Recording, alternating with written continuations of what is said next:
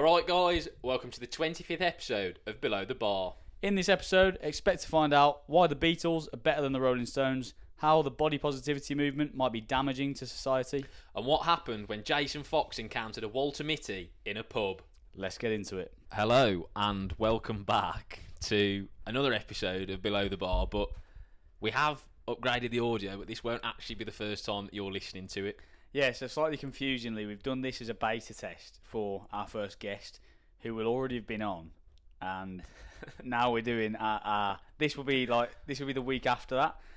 That's when you're listening to it. When we're actually recording it, this is the first time we're using the mics, so you might have to allow for a little bit of user error here. Yeah, so I think we've already established that the mics don't like movement, so the next port of call is to get some boom stands so that the mic's stationary. Yeah, because while we're on like desks and stuff, we've got stuff in front of us, we can attach it to things. But we thought the handheld ones would be a bit more versatile for getting guests on if we've got to travel to them and stuff. But so the overall, the overall audio experience should improve, apart from perhaps the odd rustling sound when we like swap hands with the mics or something. Yeah, so hopefully if we're in your AirPods, it's a little bit of a nicer sound now. We'll do some ASMR. No. So this episode is unpopular opinions. So, and this is largely inputted from you, isn't it? This is it. Yeah. So this week, again, for you, 2 weeks ago, you sent over some of your unpopular opinions or controversial opinions, and so we're going to go through them, riff off them, see what we think, see whether we agree, don't agree, and give reasons why. But we're going to do Helmet of the Week first, as per usual. Helmet of the Week. Yeah, so I'll introduce this week's Helmet of the Week. I feel like I'm best placed to do this as a civvy. Yeah. Someone who's never spent any time in the military. Yeah, make that clear. This week's Helmet of the Week is whoever commissioned the BBC documentary series Soldier. Yeah, so if you haven't seen this already, will it be finished? I can guess it'll be near to finish by the time. It's all already out anyway. Oh, is it? Okay. Yeah, so you can watch all of it on iPlayer. So it's on BBC iPlayer. It's a BBC series that basically tracks the infantry's basic training for the British Army.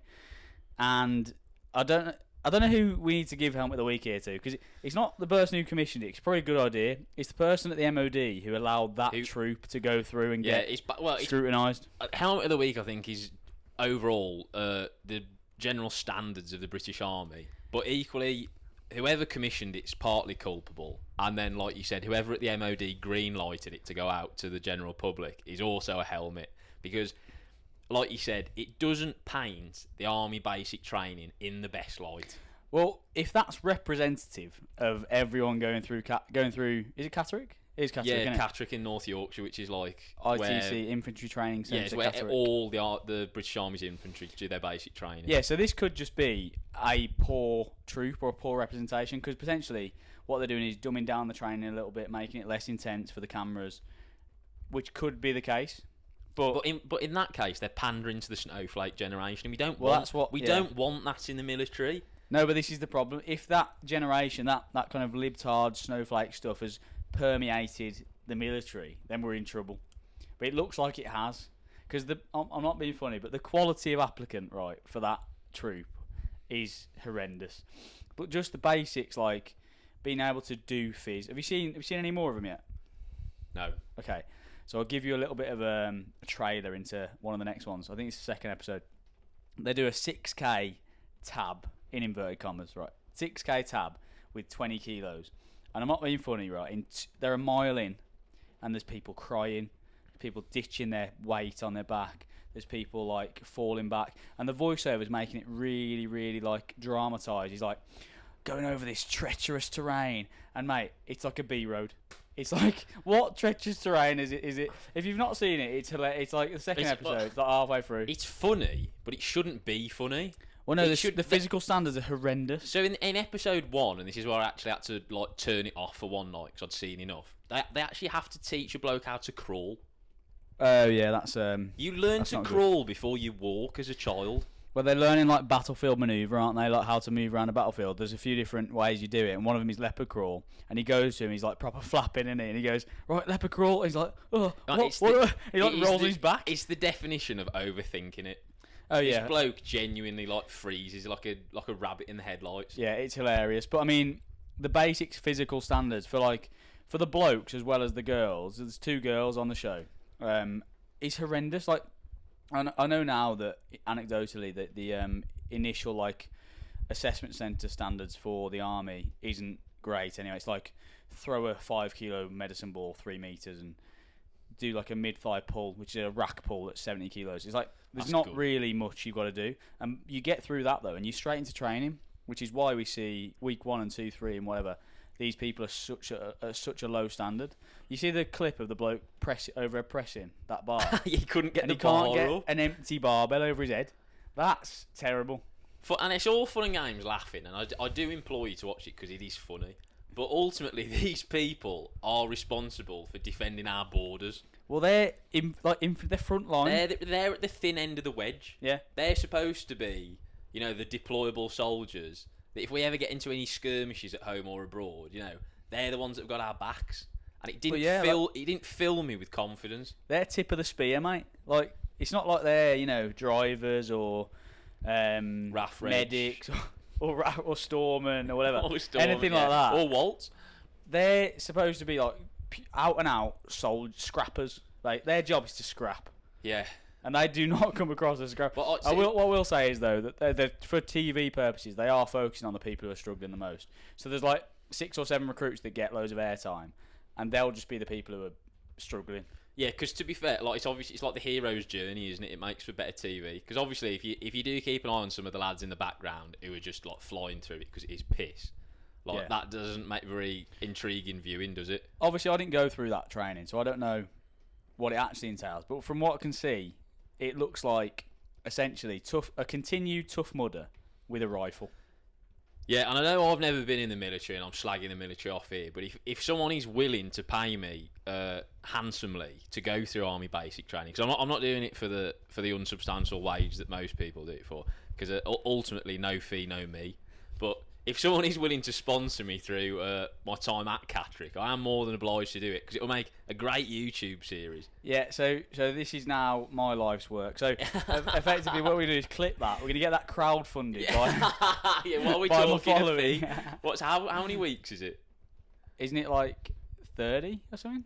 The whole thing is 30, I think. So that's like just over half a year. What's like 7 months. A reasonable compensation package for like 6 months of basic training, do you think? I don't know. So, what are you basing it off? Because that'll have to be my primary income. Oh yeah. So what they'll get paid is like take home maybe like 1,500 a month. Yeah, no, I'm not doing that. So what would you want? Double that. $3,000 a month. At the end of the day, I am a big deal. And yeah. This is gonna entertain a lot of people at home. It definitely entertain me. Yeah, that's just gonna be fantastic. So $3,000 a month. Eddie wants 7K to go through army basic training. No, is that right? No, because it'll be more than that, won't it? It's 7 months. Yeah, 7 months. Call it 20. Yeah. 20 grand to get Eddie through Catterick. Let's get it crowdfunded. Yeah, let's get it crowdfunded in the comments. Click this up, put it on TikTok. We'll get it going. Well, yeah. So that series is largely helmet of the week, and most of the people who are responsible for putting it out there effectively. Yeah, in fairness, I haven't actually got to the end of it yet. They could come good and turn into amazing soldiers, but I just don't think like realistically that program could have been made by the Chinese government because it's effectively propaganda, isn't it? Yeah, well, you compare it to the ones that are done about the Marines. Well, that's the only exposure I've had to it, and obviously anecdotally I've heard a lot about like Marine training and para training from people that we know. So that's my only real exposure to like military standards. So seeing the flip side of that, like anything that isn't kind of tier 2 or tier 1 standard, came as quite a nasty surprise to me. Yeah, I was saying this actually to my dad yesterday. The one thing I haven't seen, so I've seen Army Basic before. That was like 10 years ago. It was done before. It's called Young Soldier or something. I've seen Marines. They've done about 2 or 3 now, tracking through Limpston. I've never actually seen paras. They seem to operate under the shadows a little bit with this. I don't know why that is. Well, I do. There's a good reason for that. Because they get fucked. Because it's not legal. Yeah. So it's I'd like akin to see Guantanamo Bay, I reckon. I'd like to see a series where they detail out the paras training. Yeah, that won't get cleared. Because I'm just interested. I haven't really got any insight into it, which is strange. The Marines, it seems to be a little bit more publicised. I don't know why, but it'd be very interesting to see. Because I think, if I'm not mistaken, you go to Catterick on parad training after just doing the same assessment centre as you do if you go in infantry. So you could theoretically be at a very low physical standard, then get to depot and be like, wow, That's mad. I'm in trouble. So yeah, I'd like to see that. But yeah, that's Helmet of the Week. Whoever commissioned / green lighted that series, because it doesn't really do. It's not a great PR stunt for the British military, is it? No, I don't know whose idea was that, and they won't be getting a second series. But anyway, Alan Partridge reference. Onwards and upwards. Let's get on to your unpopular opinions, and they are completely anonymous. So listen out for your opinion to get a mention. But we obviously won't credit you with it because it could get you cancelled. So yeah, a lot of these were cancelable. Yeah, and also take into consideration this is not our opinion. This is quoted. Yeah, I've literally in my. I can't stress that enough. In my notes, this is literally in quotation marks because I've just copied it verbatim from whatever you typed in. So again, I can't stress this enough. This is not my opinion, although I may agree with parts of it. So we'll jump straight in at the deep end. I've grouped these two together because there's two very similar ones. Okay. Are you messing around with your mic? Have you broken something? No, I haven't broken. Whatever you do, I'm just caressing it. Yeah, don't turn that off because that's well, the yeah, mic switch. I know that. I'm just checking it's on. Okay, so first unpopular opinion then. Being a fat slob isn't body positivity, it's being a honking mess. And the second part to that is body positivity doesn't count if you're obese. Right, let's delve into that. Yeah, so we've gone straight in at the deep end. We've gone nuclear there. So we have done an episode on obesity where we did talk a little bit about this, did we? Yeah, so we won't we won't get bogged down in the visceral fat, but literally. But we can skirt around the issue a bit. Yeah, so we can flirt with it. Obviously, it's become more and more. Going back to like the woke sort of progressive nature of the world at the moment, where everything gets celebrated. You know, you don't have any winners at races. Everyone's taking part. You know, and then like body positivity movement with people being on the front of magazines saying this is healthy and all, and it's like a clearly morbidly obese person. That's obviously the body positivity movement. And our mate here thinks it's been a honking mess. What do you think of that? I think the issue for me is where, like you just touched on there, it's when people are encouraged to sustain excess mass under the guise that it's healthy. Because that's actually dangerous there. Because if you're morbidly obese and you're holding way too much body fat, that is akin to effectively having a disease in terms of the damage that it can do to your overall life. 100, and it's the most common damage, common disease you'd face.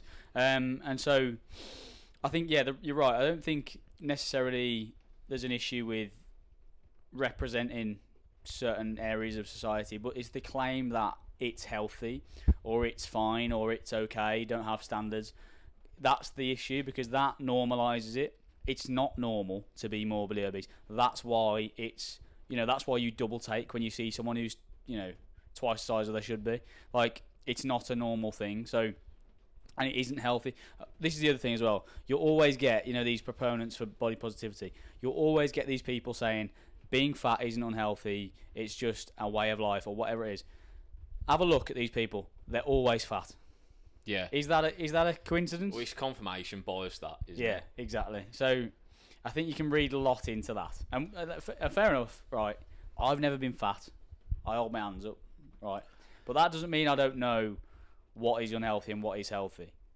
Yeah, I flirted with the idea of being fat at a younger age. You weren't happy with it, and I didn't enjoy it. I think we've got to distinguish here between allowing people to be comfortable in their own skin, because you don't want people to be depressed. But equally, we shouldn't encourage people to be obese, because, like we've said, it's not healthy. But I do think we're actually it's for their benefit. You're not trying to shit on their bonfire. No, and this is the other thing as well. Like, every other ailment that you would have in society, like drug problems, drink problems, whatever, you always would get, like, if you had a family member, right, that was a cocaine addict or a heroin addict, which is super damaging, they're not going to get on with their life very well, you wouldn't just leave them to it. celebrate them. In fact, you wouldn't just go, yeah, well, he's doing his own thing, he's taking care of whatever, we'll let him be free. You would probably intervene and be like, hang on, mate. You sure you want to be doing that? You sure want to be spending your time doing that? Yeah, you wouldn't, and you certainly wouldn't laugh about it. You wouldn't go, oh, what's he like? Because this happens with like overweight people. Oh, what's he like? He's eating a Mackey's at 2 a.m. That's Jimmy for you.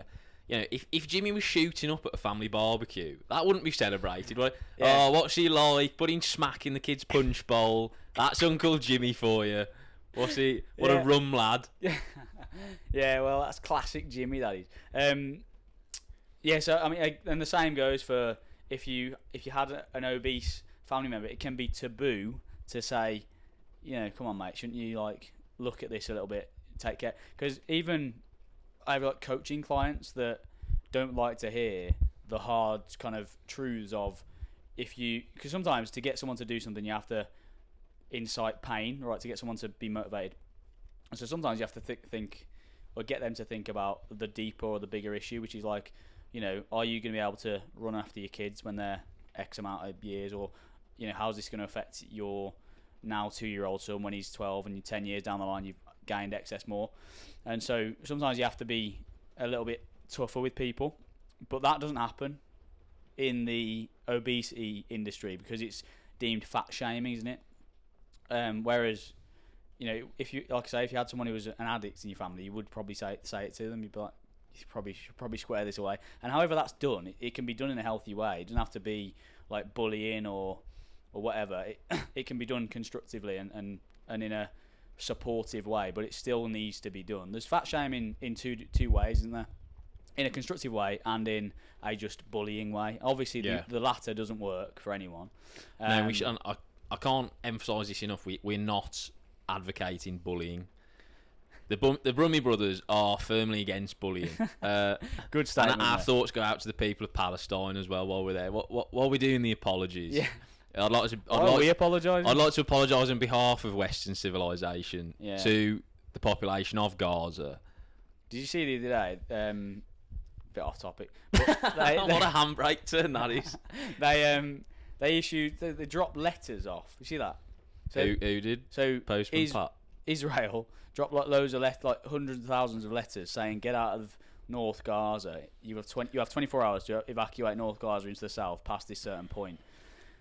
Otherwise, effectively, we're going to flatten it. That's basically what they were saying. Yeah, actually, this is an ad hoc unpopular opinion. What Israel are doing to Gaza is actually an ethnic cleansing. It's a genocide. Well, it's a war crime.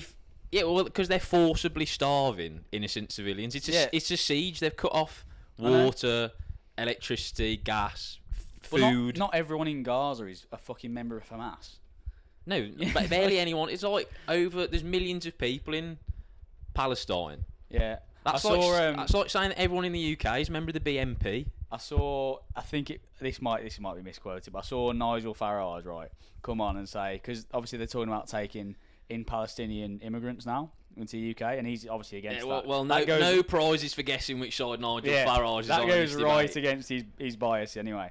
So he was like, oh yeah, but a few years ago when this kicked off, somewhere like Denmark took in like 60 or 600 Palestinian people, and he was like, yeah, they're not all bad, but he was like a certain percentage of them turned out to be criminals, and I was like, yeah, but you can't just use that. Yeah, but what percentage of your homegrown population turn out to be criminals? I bet it's no lower than the fucking immigrant population. It's this like undercurrent though, this narrative of everything's. It's bollocks. Anyway, yeah, that was off topic. That was quite a considerable J turn, wasn't it? Well, yeah, but I mean, from obesity to Hamas, from body shaming to the legalities of the ongoing conflict in Israel and Palestine. Yeah. Actually, both topics we've done podcasts on before, obesity and war crimes. Yeah, so go back and check them out, because they were quite interesting, actually. Yeah, the war crime one was good. We put considerably more effort and work into them than we have this, so it's probably worth your while. Very true. Right, so I think we can park the fat one now. Because if you are... Yeah, I think our stance on body positivity, as to personal trainers, probably... yeah, and if you want to hear more on that, go and listen to our Obesity Epidemic podcast. Right, okay, number 2, this is quite personal to us. You should be called the Black Country Brothers, not the Brummy Brothers. Do you want to cover this? Because There is a story behind this. I don't know if you remember it. I probably will. Go on. So I always said that we should be the Black Country Brummers. Obviously, being a student of geography, Yeah. I felt it was necessary to be accurate to our geographical Yeah. location. But your ex said that we should be the Brummy Brothers because it was some branding, it was some marketing thing. It wasn't like because people know what Brummy is, but people don't necessarily know what the Black Country is. It was a recognition thing, wasn't it? Yeah, and I see that, to be fair, because obviously everyone knows Birmingham and what a Brummy is, but the Black Country, even though we are from the Black Country, bit more niche. It's a bit more niche, and unfortunately, and for like no reason whatsoever, it has racial connotations. True, and especially if you don't know what it is. Yeah, because if you just see it on Instagram or something, you'd be like, "Hang on, what?" Yeah, so the Black Country basically is a region near to Birmingham in the West Midlands that was renowned for industry during the Industrial Revolution. Hence why it's called the Black Country, because it was known for kind of chimney smoke, coal burning, etc. No racial connotations to it, but to a layman who's to someone not with no context, it could seem like that. But also, it just it rolls off the tongue a little bit better, doesn't it? Brummy Brothers, Black Country. It's just not, isn't. So I can stand by that because it's not wholly inaccurate, but it's just. Well, I was actually born in Birmingham. I forgot about that. You're from Bearwood, aren't you? So there we are. Technically, we are the Brummy Brothers. I'm an OG. You qualify through your parents. Yeah, exactly. It's like those dubious rugby players. Is like. Rugby's mental with identifying like nationalities. Yeah, Can't so you like play somewhere for like 2 months and then you fucking. You're from New Zealand. Yeah, and obviously because again this is another tangent, but obviously because rugby is rooted in kind of the British Empire and colony. Like if you try hard enough, you probably can trace your roots back to somewhere else.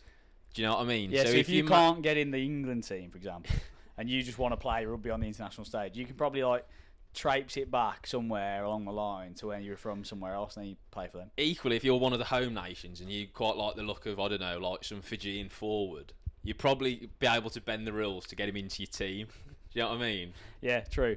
And that's probably quite advantageous. That's why you see like the Welsh team and the Irish team with full of Fijians. Yeah, like Manu Tuolangi in the England team. Like I know he is English, but basically most of his ancestry is it's Samoan, I think.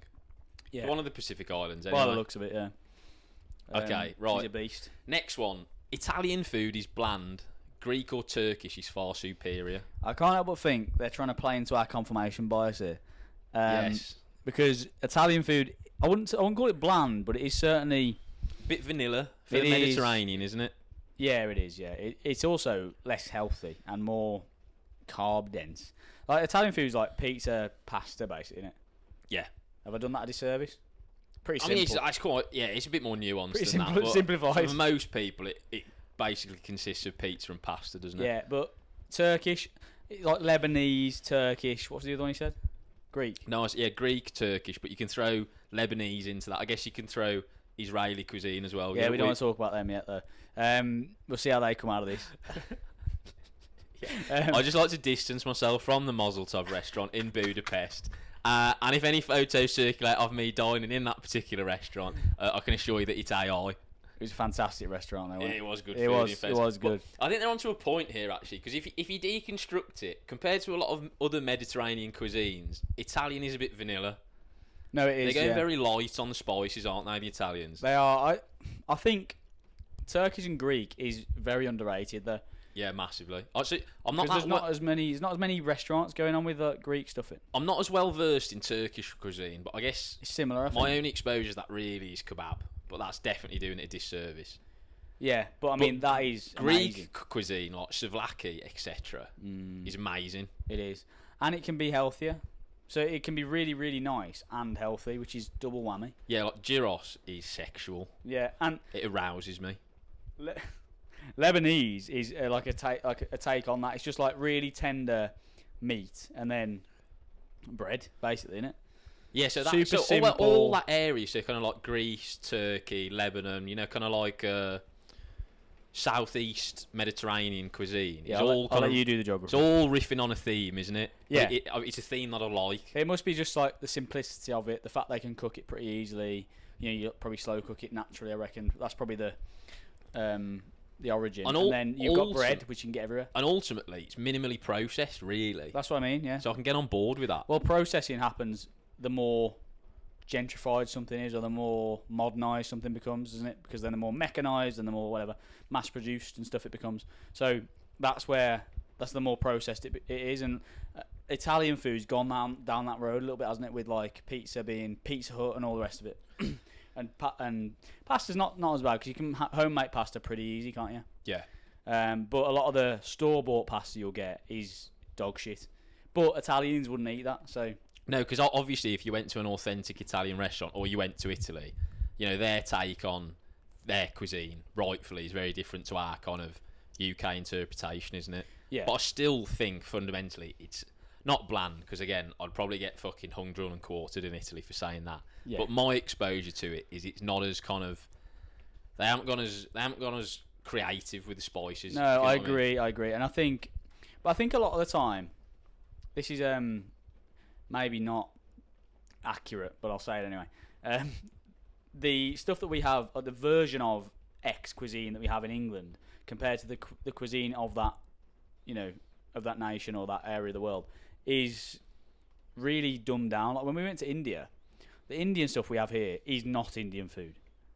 Well, Like, no, it's a British, completely different. Yeah, it was created for British people by Indian immigrants to make their cuisine palatable for us, because we can't handle the level of kind of spice and flavouring that they use. Yeah, the flavouring definitely. The spice though is an interesting one, because the spice here, you can get like a vindaloo, which is like ridiculously, stupidly spicy, where you can't really taste anything but spice. You can't get anything that spicy in India. And they were going, oh, this is probably a bit, because that was like the top level of spice for what they would have. We were like, it's spicy, but it's not mental. But it's flavoursome. Yeah, exactly. So what I think where vindaloo came from is like, we'll try and just blow their fucking socks off. Yeah, again, And then- that's very British, that, isn't Yeah, it? exactly. It's like, well, we'll just fucking ram a load of spice in it and, Yeah, it's and like- effectively ruin the dish, but you have the bragging rights of saying that you can eat a vindaloo. That's it. Status again. Yeah, it's bollocks, that, isn't Indians it? don't care about status. They just want good scran. I can get on board with that. Well, fundamentally, I think a lot of the world don't really care about status. It's just in America that have put a lot of fucking thought and effort into status. A lot of eggs in that status basket, Yeah, a lot of- basket there. A lot of eggs in the status basket. Right, okay, here's one for Speaking you. of eggs, now 4-2 are the best commando unit. subjective. I don't even know what 4-2 is, so you're going to have to elaborate on this. I'll elaborate. So the commando units are 40, 4-2, 4-5, 4-3. So they all do a different job. Right, here's a question for you. Sorry to interrupt. Go for it. Why is it 40 commando, but then 4-2? I don't know. Why isn't it 4-0 commando? I don't Because know. they've gone against their own rule there. It's weird, isn't it? But if you say like 45 commando, you would get laughed out of the fucking unit. So I've heard a Walt story about this. Have you? Yeah, Go on. I think it was Gotta read Jason these. Fox spinning it. So I think he was in a pub once with all of his mates. I don't know where, but this Walt came in basically, and And started speaking to Jason Fox. Fantastic. yeah, I mean, fantastic. so idea. it's Jason Fox in there with all these SF lads, and this bloke comes in and he's making a massive hoo-ha, like he's head to toe in like camo, and he starts spinning dits about being in the Marines, but he keeps referring to his unit as 45 Commando. That, yes, instant red flag. Yeah, Because reading it, you'll be like, oh, well, you know, if you had no insider knowledge, you never spoke to someone about it, you would think that. Yeah, so basically, he didn't go into the details, but I think they basically fill this bloke in. Good. Rightly fucking so as well. Yeah, so I don't know. I never went to 4-2. Anecdotally, some of the lads who did had some really good trips and stuff, so it can be quite good. It's I believe, the maritime unit. So you're going on ship quite a lot. Which means you go to like the Oman. You go some pretty decent places. So, oh, it's right. So you're stationed on an actual like Royal Navy vessel. Yeah, not necessarily all the time, but you are. That's where you spend a lot of your, because like your maritime security. Right. So like, Okay. Are these the ones that do the boarding course? you can do the boarding course. It used to be attached to 4-2. I think it's I think it's separate now. But it all keeps changing. I'm not really sure. But that is, I think it's at 4-2, the boarding course, the actual course itself. But then 40 and 4-5 are your lead commando group. So they're like tip of the spear. So they'll have the job of being basically ready to go, like 1 day notice to move or 3 days notice to move or something. Right. So they're permanently like deployable effectively? Well, one of them is, and one of them is kind of on a rest Right. rest cycle. So you'll have maybe 40 will be your deployable unit for a bit, and then 4 or 5 will be on the rest cycle, which just means they're doing training and stuff and like regen, and then they'll switch. So they'll do like a year, I think, or 2 years on each. And then 4-3 commando, which is a kind of a separate one, is the fleet protection group, which is the one I was at first, and that was like, protecting the submarine fleets and stuff. Right. Okay. But So I don't know whether. it's The best is always going to be subjective. subjective. Isn't it? I guess it's kind of indifferent at the minute because there's not a lot going on anyway, is there really? No, if you ask most people, they would say 4-5, especially if they've been there, because there's a big sense of pride around being stationed at Arbroath and in the cold and all that sort of, like, it's quite nails up there. I think there's a good culture, so I think most people would say 4-5. So I think while we're on the military subject, it's time for a quick poetic interlude. Go on. Right, and this is a surprise. I warned you about this earlier, but you're not fully aware of what's about to go down. No, I had forgotten about this. Right, yeah, you'll love this. This is great. So while we're on the topic of waltz, Fantastic. I got bored earlier and decided to ask ChatGPT to write me a Walter Mitty poem. That's fantastic. You'll love this. Yeah, go on. Right, Can't wait for this. Are you ready for this? Set the scene. Yeah. Right, it's a bit of poetry for you all. You'll like this. Turn the volume up, kids. In a bar where stories weave and flow, sat a man named Walter Mitty, you should know. He wove tales of valour, battles hard and grand, claiming he'd served his country, fought for the land. With a distant gaze in his far-off eyes, he spoke of battles beneath endless skies. In uniforms he'd never worn in strife, his tales of heroism filled the bar that night. The patrons listened, some doubting in their hearts, for they sensed his stories were mere fiction or art. The bartender's voice, stern and resolute, said, "Walter, your tales we cannot salute." But tempers flared, fists met with cruel intent. Walter faced a beating, his stories never relent. In the end, half-truths are what he'd learn. In the bar that night, his fantasies would burn. That was Fancy's End, the tale of Walter Mitty's woe by ChatGPT. That is fantastic work. I'd like to dedicate that to all of the Instagram waltz out there. You know who you are, You so know who you we won't name them. But, yeah, it's mad. A lot of time, that was a one-sentence input to ChatGPT, and it was like that. that's unbelievable, isn't it? ChatGPT is mental. All these actual waltz are going to go out of business. That was good, wasn't it? That's superb. That is. The worrying thing is, right, where's it gone to for the relevant information to draw that together? Is there someone out there already writing Walt poetry? That's what I want to know. No, he must have. It must have been like taken a story of a Walt, like maybe it's like transcribed a video of like a Walt getting caught out. Then he obviously knows poetry structure, so plugs it in. I imagine that's what it does. But it always seems to be in bars when they're gobbing off, because it's like trying to impress people. And invariably you'll have someone in the audience who is a real serving. Yeah. Because normally, like, you can pretty much throw a coin and you had someone who may have like served in something like before. Because I think the British Armed Forces currently serving has like over 125,000 people in. So if you take that and think about how many people have been in ever, like, that's a lot of people. So you're probably going to be sat in a busy bar. There's going to be someone, and you're in a bar, and there's going to be someone who's fucking either in the military or has been, and so they're just going to be able to see straight through it. It's fantastic. Yeah. I don't know where they think they're going to get off, like, especially in America. Also, right, of all the places to do it, why would you do it in a pub where people are under the influence of alcohol and invariably going to get leery? Because they're probably trying to pull birds or something, telling all their war stories. This is where it's so birds don't care. I know that. And yeah, and you know that. I know that. But honestly, but I don't know. Again, I'm gobbing off. I've never been in the military. But again, this is kind of second-hand news through you and other people that we know. Birds have absolutely zero knowledge about the military. Yeah, right. I once told a bird I was in the Marines, and the next message was a blank. So that's good. Yeah, so that's good. So literally, you could tell a bird in a bar that you're SF, and she'd tarnish you with the same brush as kind of like, I don't know, someone in the RAF Reg or someone that's in Air Cadets. Quite, it's basically quite the same literally, thing. you could pull the wool right over her eyes, but the only people who are going to know what that is are people in the same.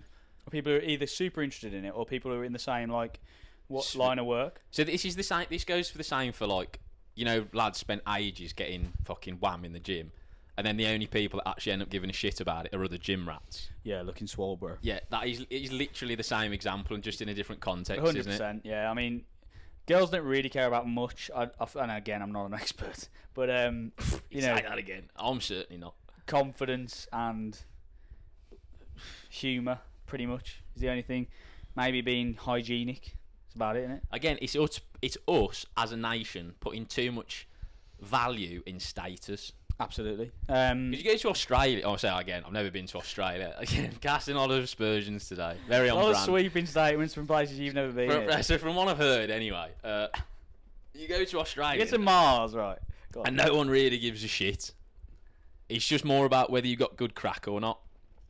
I imagine, yeah. And I'm not on about the drug. I'm on about like both. If you're in Sydney. Yeah. Depending which circles you jerking. No, you frequent. So, have you seen the American ones though? The American like stolen valor things are unmatched, mate. It's meant like you have some bloke. He'll be like fat in his full fatigues in like a shopping mall or something. Yeah, so you've covered yourself in super glue and ran through an army surplus store. Yeah, and now he's walking through the mall with his like kid or something. Yeah. And this geezer, who's obviously like a veteran, will go up to him like, "Oh yeah, well done, dude. Where did you serve?" Like retired Navy SEAL, just doing it for the crack. Yeah, it's like, "Where did you serve?" Like with a body cam on or something. And this guy got like proper flustered once, and he goes, "Oh, well, do you want to see my ID?" And he went, "Yeah, I do," and he had it on film. And the bloke like flapping around getting his ID out of his bag, and he gets his ID out. It's his fucking driver's license. That's good, isn't it? Because that proves that you're in the fucking military, Yeah, doesn't it? That brilliant. proves that you can drive a car, your hat. Why would you even like go through it that far? It's a bit like you get I always mention. I'm pretty sure every other episode I've mentioned the paedophile hunters. Haven't I? We do need to unpack this now that you've mentioned it because worryingly, paedophiles and/or paedophile hunters are rent-free in your mind. Paedophile hunters, I give it. I don't know if it's you're so trying to entertaining. I don't know if you're trying to tell us something here. It's so entertaining watching them get fucking caught out though, lads. It's hilarious. They'll be sat in a coffee shop waiting to meet this fucking like 12-year-old girl. Yeah, she said she was 12. And this like big white fucking overweight bald bloke will come and sit up opposite him. You're right, mate. And he's like, it's class. So type that in on TikTok, but you'll be gone for about 2 hours. The Brummy Brothers don't advocate bullying, but we do advocate paedophile hunting. Yeah, paedophile bullying. How about that? Right, so how have we got from 4-2 commando to paedophile hunting? With mental gymnastics. Yeah. I don't know, but I like it. Let's keep going. Sweet. Okay, so next, the Rolling Stones are severely overrated. I would agree with this, I think. It depends in the context of what. So if you're saying that they're overrated in comparison to the Beatles, then yes, I would agree. Well, overrated just means like, most people give them more credit than their due, I guess. Doesn't it? Yeah. They are. Don't get me wrong. Compared to a lot of the music made today, the Rolling Stones are amazing. No, I do think you're right, but I think almost like their image has actually kind of surpassed their kind of musical legacy. True. If that makes sense. In the same way that like David Beckham, for example, exceeded his footballing talent. His actual celebrity status exceeded his footballing capability. Yeah, that's just good marketing, though, isn't it? You can't blame him for that.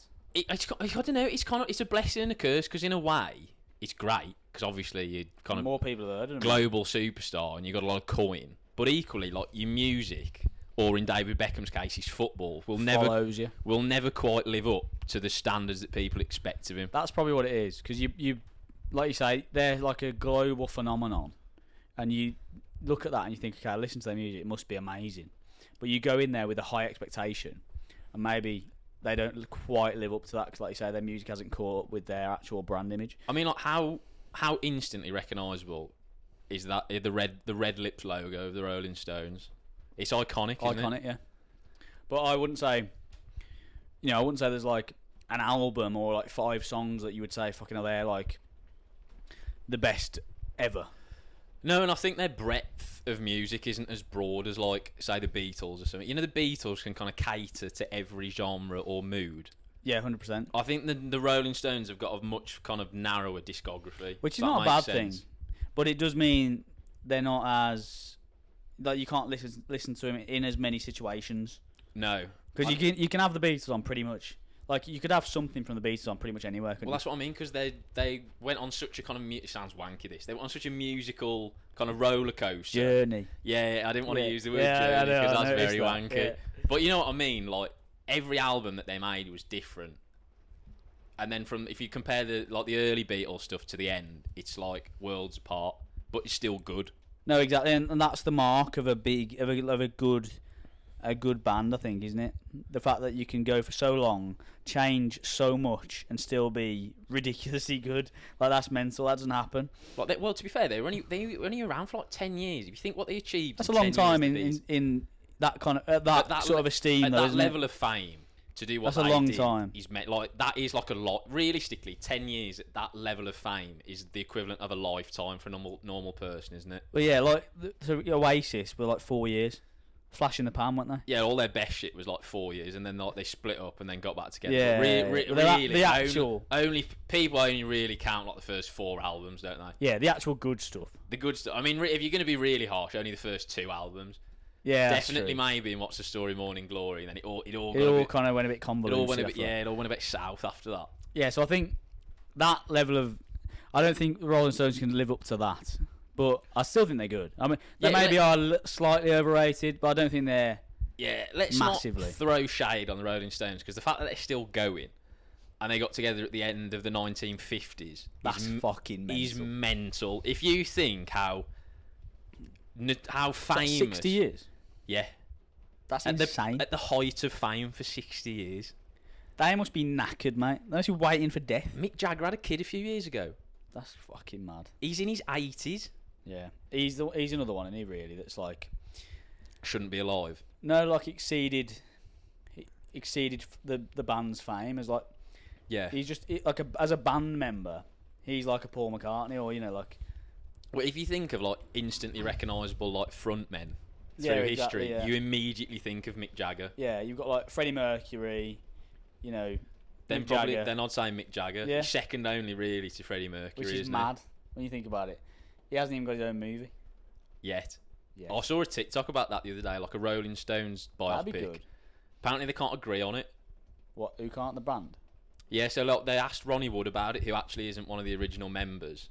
He joined in like the late 60s or 70s. So he won't have a say on it because he feels a bit of a fraud, because he wasn't an original member. But I'm like, fucking hell, mate, you've still done 50 years. You know what I mean? It's not a bad innings, is it? Really? Yeah, it's not like you've come in the last fucking 2 years. But apparently they just there's been talks about it. They just can't agree on it. Shame. That would be class. I'm sure it'll happen though. I'd love to see it happen before they die as well. Yeah, well, they can still have input into it. The Queen one was fantastic. Bohemian Rhapsody. Have you seen it? Yeah, it's class. It's so good. I haven't actually seen the Elton John one. I need to watch that. It's not as good. It's not. No. It's directed by Dexter Fletcher. You know the guy from Lock, Stock who's into knives, the chef? Oh, shit, really? Yeah, he directed it. That's class. I didn't know he was a director. Yeah. That's sick. That's such a weird fucking... That is a strange... Because obviously we were obsessed with Lock, Stock and Two Smoking Barrels. Yeah, the Guy Ritchie movie when we were younger. So I just see him as the character he plays in Lock, Stock. Yeah, he obviously had it... Well, that was like years and years ago. But he's obviously like a really talented bloke. And How long ago was fucking Lock, Stock? Years ago? Like 2000? No, 98, I think. Was it? Oh yeah, it would have been because we watched it when it was a little bit old anyway, and we were about 15. Yeah, it was a cult. It was kind of like a cult movie when we watched it. Like it was before our time, really. Yeah. I was put onto it through my dad. Yeah. But if you haven't watched those films, by the way, watch Lock, Stock and Two Smoking Barrels and Snatch by Guy Ritchie. Fantastic films. They're definitely in my top 10 films. Yeah, and then watch Imitation Game, because I'm watching that again. It's fantastic. Oh, you watched that last night, didn't you? Well, I watched half of it. It's too long, but it's class, man. That got a load of flack, you know. Why? Apparently it's not really historically accurate. Probably isn't. Well, you've got to flirt between historical accuracy And entertainment. because ultimately, the medium of film is It's not a documentary. Exactly, that's what I mean. If I wanted to know the exact history of, Bletchley Park Yeah. and then Alan Turing, I would fucking watch a documentary. Yeah. But like, I'm watching it, and you get a brief overview. Well, it's not You get like the idea, don't you? It's not inaccurate, is it? It's in the right time. It's It's about in World War. Yeah, it's in World War Two. it's in the right century. Yeah, exactly.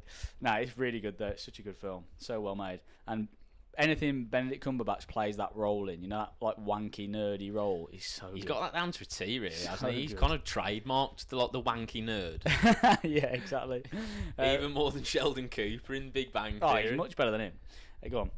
Next. Right, so you round up on the Rolling Stones. I think context specific, because don't get me wrong, they're amazing, but I wouldn't put them in the same category as like Queen or the Beatles per se. Definitely not. No, but I would say Actually, to be fair, they're up there. I they're think not in the same league. Though, the Beatles are just, in my eyes, so far out on their own.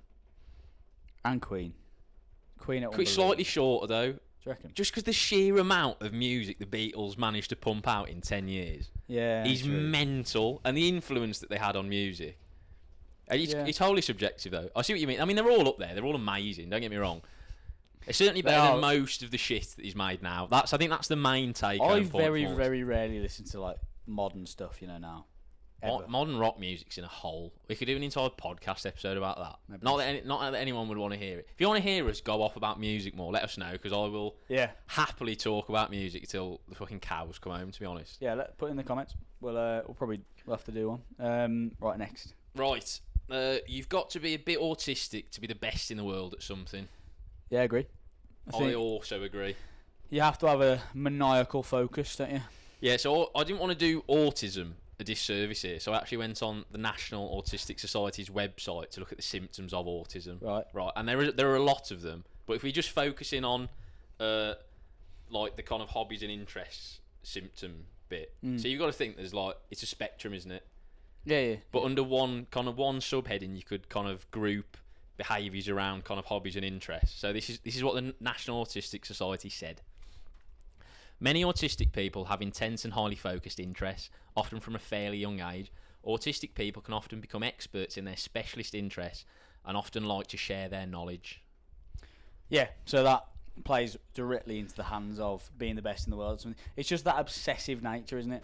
So 2 examples spring to mind here. Greta Thunberg, with her kind of climate activism, and Elon Musk.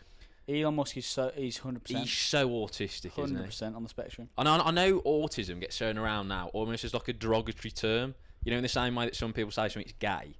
Yeah, like ADHD. When they just mean that it's kind of like embarrassing or like you wouldn't want it, like it's used derogatorily. I don't know. Has he actually been diagnosed with autism? I'm not sure, but He has to be on the spectrum, doesn't he? I'm pretty sure Richard Branson, Steve Jobs, all of these people who ran ridiculously high-level businesses, Bill Gates, all of the people you would think as like capitalist powerhouses, basically, are that way inclined, because as soon as they lock onto something, and if that thing happens to be, creating the first computer, then it's pretty fucking lucrative. But it like you said, it does take that kind of maniacal focus to kind of pick something up and run with it to the extent where you become like a world beater with it. Well, mate, so few it's like people. It's like the 10,000 hours rule, isn't it? But they're so obsessed with it, they surpass that and go on to like 100,000 hours. Well, very, very few people, right, can work at the same exact thing for like 80 hours a week for like 20 years. Exactly. Like, think about it. When does anyone do that? No one does that. The only people who do that are the people who are the best in the world. So if you look at someone take anyone who's the best in the world at anything, LeBron James or whatever, he was earlier into practice than everyone else and later home than everyone else every day, obsessed with the idea of winning, obsessed with the idea of getting better. That's what it takes to be, because his raw talent without any hard work doesn't get anywhere. No. So if you've got someone who's completely obsessed and will just go and go and go and go and will work, like say 70, like every hour God sends at this one thing to be the best in the world, then they're going to do it. but not many people can do that. Not many people have got that level of focus, that level of attention, that level of like consistency. What's the word? Conscientiousness. Not many people have got it. I don't want to do it. I don't want to make light of autism, but it is. Well, like you say, it's a spectrum, isn't it? It's not. I'm not saying like people who are completely who it's debilitating for are going to be the best in the world. You'd have to be on the spectrum but still functional. Yeah, that's the thing. So people that are kind of on the spectrum lightly, should we say? Yeah. Probably not the politically correct term to use. Well, we're not experts. We're not experts. We all give some slack. Yeah. Yeah. Shockingly, I'm not actually an expert. But like you said, if you a bit on the spectrum but not to the point where it's debilitating and you can harness it, you can almost use it like a superpower because you can commit a lot more time and energy into stuff than normal people. Is like you said, a super. So actually, ADHD, I shouldn't say normal people. I should say people that don't suffer with the condition. ADHD is similar. So, ADHD manifests in loads of different ways. But I think a lot of times it's like you flip flap between tasks. You can't focus until there's something you're super interested in, and you're, it's maybe creative just enough so that you can focus. What happens then is you get like super focus, so you can't get distracted by something, which again, if you can harness it properly, can be really, really advantageous. So James Smith talks about it a lot, doesn't he? He's been diagnosed with ADHD, I think. Was he one of those people in later life decided to pursue an ADHD diagnosis? Yeah, so he got it like a few months ago, and he said he changed his life because he actually understands now how his brain works. But what happened sometimes, he would be interested in something and he wouldn't be able to think about anything else because that was the only thing that he could think. Until that's done, until that box is ticked, that loop's closed in his mind. He can't think of anything else. So if you're self-employed, for example, and you can actually dedicate your time however you kind of want to, then it can be advantageous. You do that a bit. Do I? You're a bit ADHD. I'm a little bit. Your tolerance for stuff can like far surpasses mine. Like I burn out in an evening when true. we're doing stuff, but your appetite to continue like working at something goes far beyond I do. So no matter what I've done or what I'm doing past kind of like 8 o'clock in the day on a normal day, I'll just want to wrap effectively. But you're still good to go. Well, you reach like a saturation point, don't you? Yeah. Which I think I do if I just ignore that for like a couple of days. If I just work all the time for like 4 days, then I am fucked, and I have my work per unit of time goes down, which means I'm fucked. My attention's gone. Well, that's what I mean. It takes you like 4 days to reach that point. I reach that point every day on a daily about 8 o'clock. But I think this is all about knowing yourself, innit? Because if you know that, then you can be a little bit more intense maybe on the hours you can work before 8 or whenever. Well, yeah, I know that all my best work is going to be produced in the morning. Needs to be done the earlier the better. Yeah, but I can be a little bit less. I reckon I can dilute my intensity slightly because I can prolong it for a longer period of time. But I think that's what jarred out my ex-missus a bit too much. Because I can just work all the time, which isn't good because you do need that we call it scheduled wrap time. Me and Eddie. Yeah, I've trademarked that term, so if you do use it, please give me credit. Yeah, please credit him in the comment. But it's important to have, I think, like that time where you're just chilling. Especially for me, like we've said, because I'm quite introverted naturally. Like that's your recharge, isn't it? That is my recharge time. So my social battery starts to deplete the second I wake up in the morning. Hence why I say all of my best work happens in the AM. Because I know by the time it reaches about 8, I'm on reserves at that point. Yeah, so effectively, like your scheduled wrap is like you plugging your phone in at night, innit? And then genuinely, you wake up I do it at the same time. I'll plug my phone. You and your phone battery are at the same. Literally, yeah. I'll get into bed, plug my phone in, and then, like metaphorically, me getting into bed is me starting to recharge. What happens on a scheduled wrap then? You don't have to go too in detail. Ideally, in an ideal world, I'd kind of read or watch a film or something like more long form media. Mm-hmm. Because you don't want to be constantly just getting TikTok. Exactly, but then equally because my battery is depleted and I just want instant gratification, I'll just inevitably scroll, and I need to address that. You know what's terrible? When you're watching a film and that isn't enough to take your attention, that you're scrolling through Instagram as well. Like I do that, so like I'm the worst for that.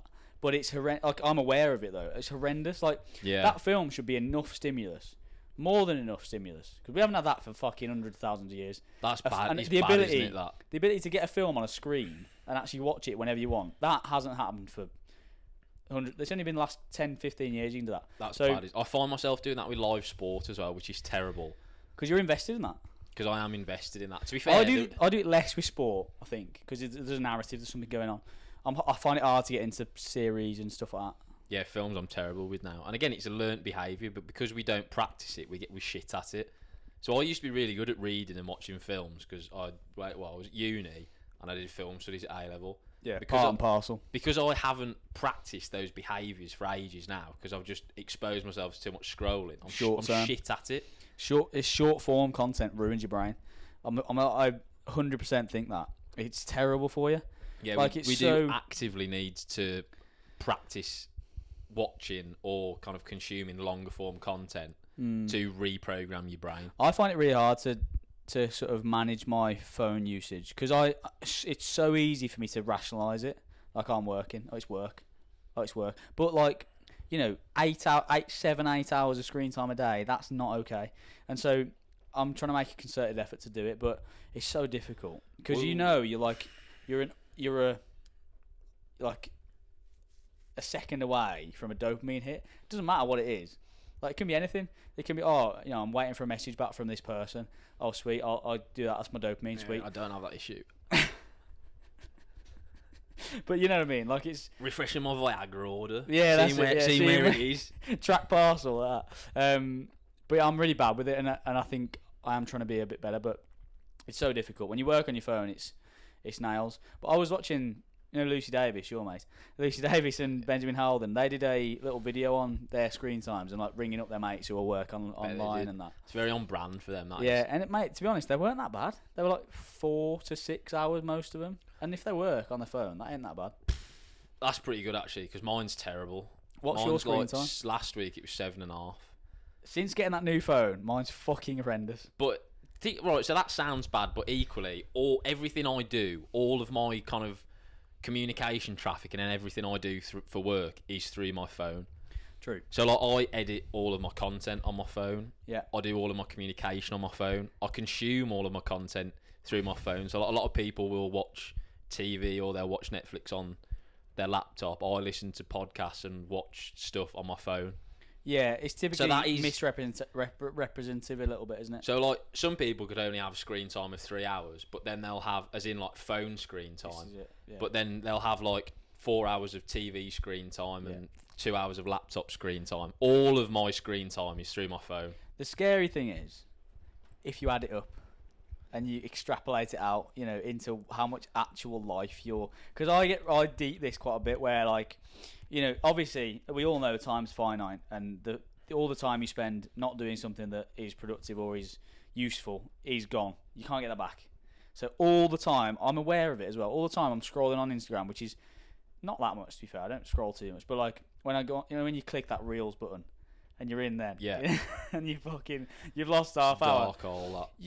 You can't get that back. That's never coming back. That individual half an hour is gone. Well, if you think about it, so my average screen time is like 7.5 hours, 8 hours, and I sleep for like 8 hours a day as well. That's 16. 16 hours. You've got 8 left. So I live for 8 hours a day. Isn't that mad? That's mental. But equally, I'm not sacrificing my sleep either. I'm not saying that we should just not sleep. I'm saying that we should spend less time on screen. But then again, if you think about if you would say, I work on my phone, so I use it for 6 hours for work. That's not lost, is it? Because you would be working anyway. You'd be working somewhere. Yeah, the fact you're working on your phone is neither here nor there. But again, it's an easy out for me because I'm like, oh well, let's find that my screen time was like 8 hours last week because it's, you know, it's my work. But realistically, when you're only like one press of a button or 2 scrolls away from kind of instant gratification, when you say you're working, you never really are, because you're constantly punctuating it with like a refresh of Instagram or like a quick scroll of TikTok. Do you know what I mean? Oh yeah, 100. And I'd love to see actually how efficient I am because I'm really not. So like, I'm toilet. Yeah. I'm terrible. But I always think, surely I'm being fucking like this is me that's bad. Like, especially on Mega Wank Monday for you. At any one time. At any one point in time, you've got at least 5 different porn tabs open. 5 different porn tabs open. Yeah, all playing. Tinder, all playing simultaneously. Yeah, it's hard to get. You know, like Tony. You know, like Iron Man. Got all them screens. Got all those screens with like a monitor, iPad. You know. Yeah, you've got that. But the masturbation equivalent of that. I haven't, just to clear that up. But no, it's difficult when you're working and you have got the phone next to you because it's just so easy. And like you say, when you're maybe in your DMs, so like talking to prospective clients or whatever, and then is that what you call them now? Yeah. Prospective clients. This goes back to non-hunters. This does. Yeah. And then like you say, you are just one click away from scrolling or porn, which is also an issue. Wasn't me, officer. I'm trying to sell him a program. Yeah, promise. Yeah. He told me he wanted to get in the military. My cock program. Right, so we're gonna have to edit quite a lot of this episode out. So if you have experienced any cuts, that's what it is. Yeah. Anyway, next. I think we've riffed for long enough on the autistic one now. Yeah, interesting that. Did we go from where we went autistic to phone use? That was interesting. Yeah, another J-turn. Yeah, I'd actually classify that as a handbrake. It was more extreme than a J-turn. U-turn. Go on. So no one gives a shit about your dream last night. That's just. Yeah, I mean that's popular. I would say. That's a popular opinion, and people that do hark on about their dreams or say like their fella at work need to have a long hard look in the mirror because ultimately no one gives a shit. Yeah, your dream really has no relevance to my life. It's not real. No. Ultimately, so it's actually. Tell me a story of your real life. I might be interested. So this is a classic, right, at work or like just in. Like when you socialise. Well, you've got a personal anecdote about this. I have got a personal anecdote about this. We won't mention any names, but people that kind of pose a question to you deliberately because they effectively just want to talk about themselves. So they'll pose you a question, you answer it, they barely acknowledge it, kind of give you a token response, and then lay into kind of like a pre-prepared talk about what they've done. Loaded question with like an agenda. So like. It's the worst kind of conversation because it's not conversation for conversation's sake. It's conversation so that they can tell you something, which is no good. Like that's when you listen to podcasts and you're jarred out. That's because the interviewer is not listening to the person's response and responding. They've got a script of questions that they're just going to ask, regardless of the comment they're going to ask. That's the hallmark of a bad podcast conversation, really, isn't it? Because like Chris Williamson likes to call himself a vibe architect. Yeah. And that is the exact purpose of that role. Because instead of just, like you said, reeling off a pre-prepared script, he's taken on board what his guest is saying. It's a conversation. He's taking that output and then, thinking, where can I go with this? Yeah, it's trite to say, but 50% of conversation is the listening part. It ain't about you talking. It's about what did you say, and what does that mean to me, and then am I gonna, respond to that? I don't ask you or say something, and then while you're responding, I'm formulating.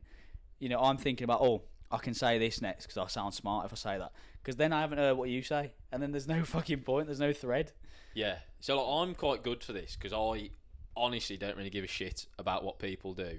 I'm quite not self-centered in a bad way, but I just kind of focus on my own thing. So if I do ask you a question, I am genuinely interested because normally you won't get you won't get 2 pennies out of me, mate. Yeah, true. But that's a good thing because then you know where you stand. But that is a real pet peeve of mine. People that will ask you kind of a loaded question with an agenda just so they can kind of just so they can spout out what they want to tell you. Yeah, just tell me if you're going to tell me, or don't. Yeah, preferably don't. If you're going to back yourself, just back yourself. Yeah, I know. You don't feign interest in what I've got going on. Don't Trojan horse it in a question to me first. Yeah, exactly. Because that's just fucking jarring, because I can tell by the tone that you don't give a shit. No, and then especially when you're like instantly straight into your pre-prepared script. And the other good one as well is because I'm such a fucking legend, right? Inevitably, what I will have done is better than what they're going to come back with anyway, so... I've tripped them up in the process of them trying to 11 a reef me. Do you know what I mean? Yeah. There's a good comedy sketch about, I can't remember who it is, but he's like, if someone has that loaded approach where they're like, you'll never guess how much our trip to London was. And obviously they're expecting you to go mega low, aren't they? Like, I don't know. So you just... you just fuck them and go, I don't know, 50 grand. That's and great. like, You've completely disarmed them then. Yeah, I know. Because anything that they say will We'll come under that. pale into insignificance. Fantastic. So it's a good way to deal with those kinds of people. You never guess what happened last night, and then you tell them like ridiculous, like I don't know, you got stabbed and fingered up the arse. Like, Yeah. oh no, it was like sign up to RAF Reg or something. Something extraordinary. Yeah, extraordinary. Right, go on. Right, okay, yeah, we've comprehensively addressed that. Basically, don't be that person. Yep. Okay, so this is a good one for you, actually. Harry Potter is a copy of Star Wars and Lord of the Rings. I agree, but I don't care. So that's my take on that. Let's it can be a postmodern approach to this, right? Yeah. Ultimately, everything is a copy or a parody of something else. Yeah, so we're all standing on the shoulders of giants, right? No, nothing's original anymore, really. So I don't know whether J.K. Rowling, when she sat on the train writing Harry Potter, actually thought, I'm going to copy this. But she'd probably seen some bits and bobs, and that was maybe just in her subconscious. And when she was coming up with the storyline for Harry Potter, she'd probably threaded a few of those storylines in. But that's not a problem. I think people get a bit too pretentious with it, and they're like, oh, well, it's copied. But, lad, if it's entertaining and you enjoy it, who gives a shit? Yeah, I think we're giving Star Wars too much credit here as well, because ultimately Star Wars has just copied Lord of the Rings. And just put it in space. And put it in it's space Lord of the Rings, really, isn't it? Yeah. So the real goat here is Tolkien. Yeah, but Lord of the Rings is even good. his ideas are copied from somewhere. You know, he would have been influenced by the stories in the books that he read when he was younger. What do you want people to do? Do you want creatives, right, to lock themselves in a white room and just for their entire existence and just write what they've got in their head? Because it'll be shit. It'll be shit. Because they need to live the experience, and then they need to interpret that lived experience, and then come up with their own thing. That is creativity.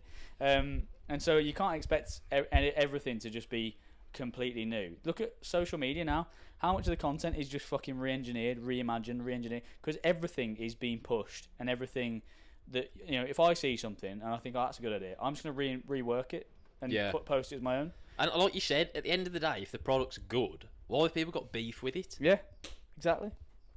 Because, like you say, Harry Potter clearly is good because it's fucking best-selling or whatever it is. So she's clearly not done a bad job. But yeah, I agree. It's a copy of Lord of the Rings. Star Wars can fuck off though. That's shit. What is it? Oh, who is it that said? Was it Frankie Ball that said that likened Luke Skywalker to a gay space cowboy? Definitely. Sounds like something he'd say. That was got a good analogy. Yeah. To be honest, I don't think I definitely haven't watched all of the Star Wars. I've watched some of them. See, I was quite a die-hard Star Wars fan when I was younger. When it was the original 3 that they made in like the tail end of the 70s, and then when they made the newer ones, so like Phantom Menace, Attack of the Clones, Revenge of the Sith. It's like the actual. The proper 6 Star Wars They've gone films. mental with it now. I was all on board with that, and they should have capped it there. Yeah, they're not on money pit, lad. Because America got its grubby mitts on it, and Disney bought it. Yeah. They've, like you said, they've gone to town on it now. So this is another pet peeve when film franchises then delve into TV series as well. Oh, that's bollocks. It's never works. You lose tracks. It's like, right, okay, stick to film, and then there's X amount of films. If you watch all these films, you're up to date. Now you have to go into TV series to keep up with the plot line and shit. And then come back out, and then, that's bollocks. And it's impossible. So it's like you've got to watch the first 3 films, then you've got to watch a TV series, and then you've got to watch 2 more films, and then you've got to read a book, and then you've got to watch another film, and then listen to a podcast, and only then will you know the full story. That is mental. It's just far too difficult for people. Fuck that. Just have 3 to 7 films. I think is good. It's a good amount, depending on how good it is. And then just cap it, leave them wanting more. Like Sex Education, finished last night. I'm threaders, but it's good because they haven't tried to fucking just crack on with it. That's what British sitcoms are really good at, leaving people wanting more. So like the UK Office, the original 2 series. That's just, series. That's evil. That is. You want more, you're not having it. Yeah. Always leave the audience wanting more. Basics. Thing is, much like you can't get on board with Marvel and stuff, right? Oh well, that's the worst culprit for this. What I'm on about. I'm the same with space stuff. Can't get on board with it. Like fucking Star Wars and fucking Star Trek. Star Trek's worse, isn't it? I mean, I just can't do it. I can't either, to be honest. So obviously, I do like Marvel and stuff, but you don't. But I was giving. No, I don't like Marvel. Marvel's space, isn't it? Is it? No. They go to space. They do. Well, Guardians of the Galaxy is the only one I can get on board with that's like that. But actual Star Wars and stuff, nah. Yeah, no, I struggle with that as well. I like fantasy, sci-fi. Yeah. Not really for me. Yeah, Guardians of the Galaxy is very good though. I'll give you that. But that's mainly due to its soundtrack. Yeah, again, which goes back to kind of like classic rock, doesn't it? So if it didn't have the soundtrack, it'd be toilet, wouldn't it? It wouldn't be great, but it does have some cool like animals and characters in, so it's sick. There you go. Mate, yeah. Right, so this is the last one now. Anywho. This is again very personal to us. I don't think it'll take us long to answer. I've grouped them both together. Great. You're both gay and in the closet. Yeah, I know where this is from. Not naming names. But a jilted lover, perhaps.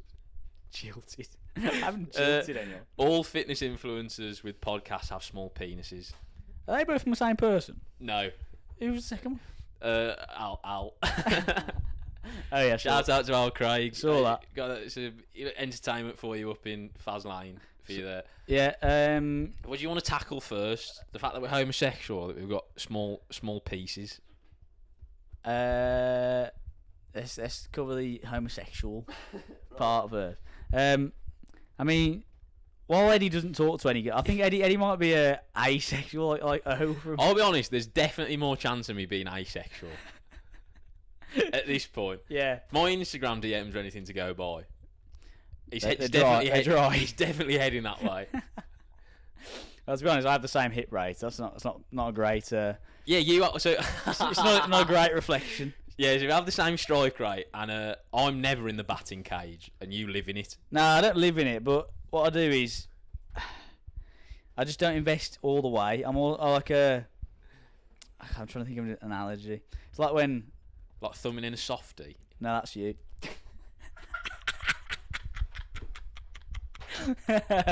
Immediately sprang to mind there. Yeah. No, like if you don't fully commit to a tackle, I'm like, I do sort of 75% of the work, and then the last 25 I can't be fucked, which is not great, really, is it? Because it's not going to get me. Yeah, because at that point you've got to fully commit. You've done the groundwork. It's quite a good analogy there. Because if you go half-arsed into a tackle, there's more chance of you coming out injured. Yeah, exactly. And I've come out injured a few times, I'll tell you. But a lot of times I just won't take the final plunge, which is an issue, isn't it? Really. Yeah. You know, the one in question who asked that. She who shall not be named. Yeah, but I'm completely hanging myself out to dry. But anyway, reshared that story. Do you remember that yesterday? I reshared the story of this girl who'd done my workout. Yeah. Was she fit? Oh, I don't know. You saw it. Is it still on? Potentially. I'll do an audit later. Do an audit. Anyway, she replied to that saying it's just the letters GF ? Right, that's good, isn't it? So that's brilliant. That's pretty normal behaviour. Yeah. That's what you.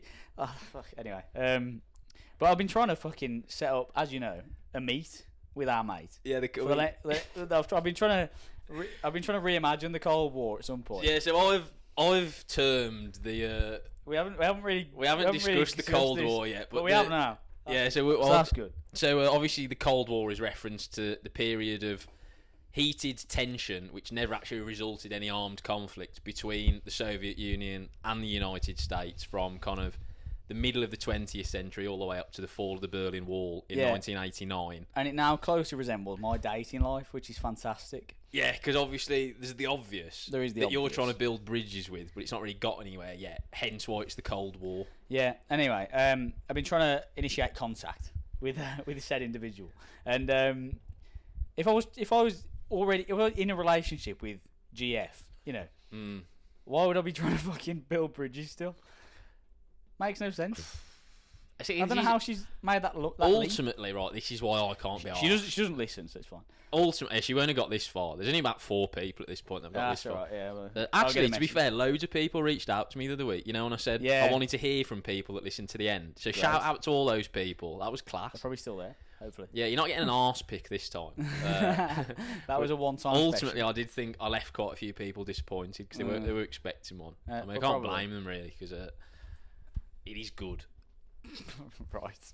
Well, hopefully you've been enamoured by the sound quality enough to stay, so we should have some more. Hopefully, yeah. As I said, apologies for any minor discrepancies with movement, etc. But this is our first real outing with them, isn't it? So yeah, it is indeed. So it should have been alright. I think we've been fairly disciplined. we've been pretty good. Who knows?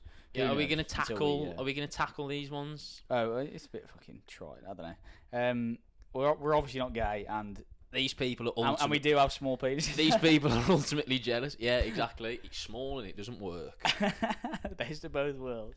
Yeah, well, you know, That's it for part 1. that's it. I think did we emphasise? No. Right. Okay. So we've made this into a 2-part because we were so inundated with your Unpopular opinions. So that was the end of part 1.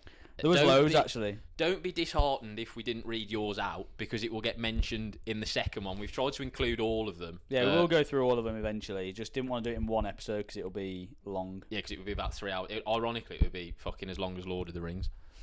So that was the first episode. We're not going to do underrated, overrated because we've basically done an entire episode of underrated, overrated. Yeah. But we are going to still do reasons to be cheerful. Reasons to be cheerful.